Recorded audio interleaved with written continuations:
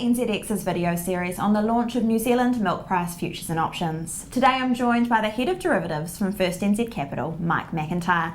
Thanks for joining us, Mike. Can you start by telling us what's First NZ's role in the launch of these products?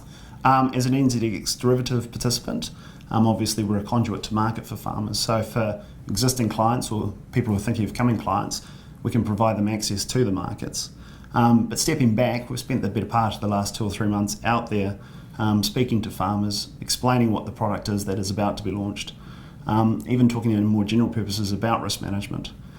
So education is an important part that the brokers play in this market, and we're looking forward to engaging more with farmers as we go on.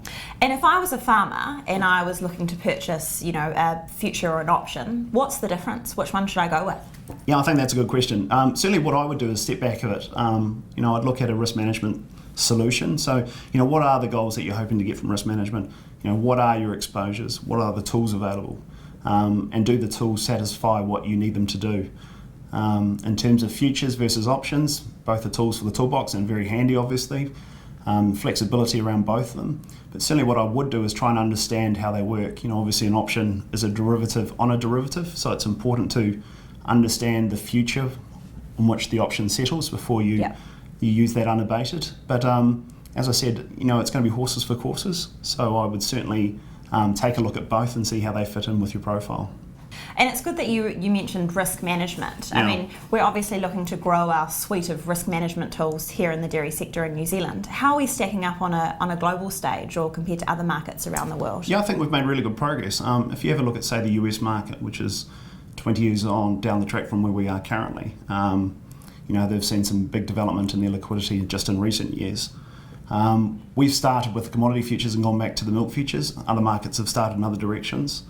I think one advantage we do have with this milk future currently is that there's a large exposure to the final Fonterra farm gate milk price. So we've got a natural hedge available now. The fact that it's an annual contract is also going to make it fairly simple for farmers. Certainly in the States it's a monthly opportunity to invest, so there's a lot more time commitment in terms of knowing what's going on in the market. It can be a good and bad thing, but certainly with farmers it's now almost a case of set and forget for the season ahead. So I think there's some good progress being made, and certainly plenty of opportunities going forward as well. Thanks so much for joining us. Thank you.